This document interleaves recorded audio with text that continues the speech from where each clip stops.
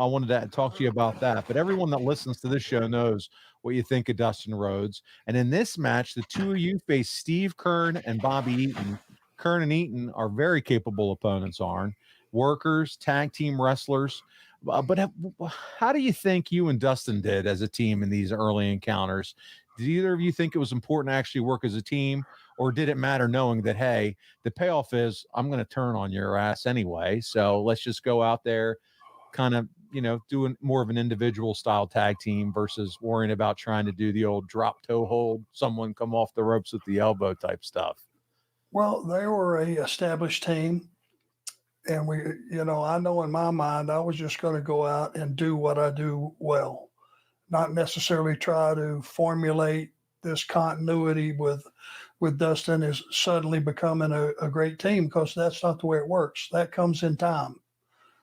It's Sure. being together, and it's your intuition about what's fixing to happen and it turning out to be right or wrong. It all goes into becoming a great team. I think we both just went in there to do what we did well and hopefully catch one of those guys on their roller skates and catch a fall on them. We continue on with, so you and Dustin, they have you tag teaming, your best buddies, it looks like, on television. They want to continue to build the story to Bash at the Beach the following week on WCW Pro. You and Dustin saved Brian Pillman from a stud stable beatdown. This would be on July 16th, 94. Pillman won the match by DQ when Bunkhouse Buck ran out and attacks Pillman. After Pillman hit Air Pillman on Funk. And during the bout, Pillman dropped Funk with two pile drivers on the floor. After the match, you and Dustin make the save. You clear Robert Parker's guys from the ring.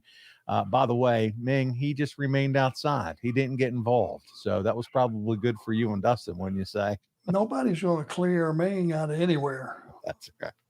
He will stay wherever he wants for as long as he wants. And just hopefully he's got something scheduled that he needs to be at, so he leaves, or he would just shut the show down, stand there, and what are you going to do about it?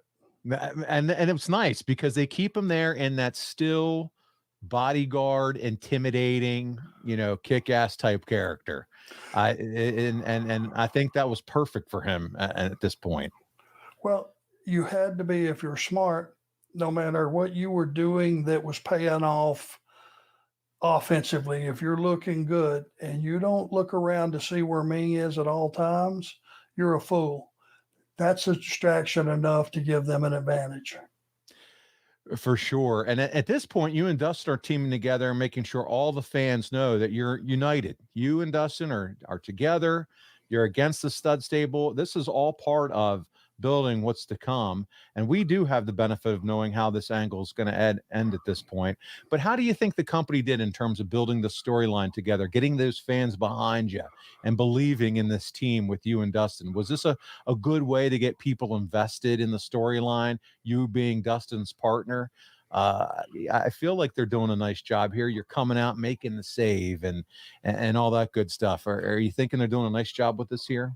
I don't think I tipped the hat to anything. I mean, we were concentrating on being partners for this big match, and I think that's the way it was viewed. I don't think anybody smelled anything rotten anywhere. It just business as usual.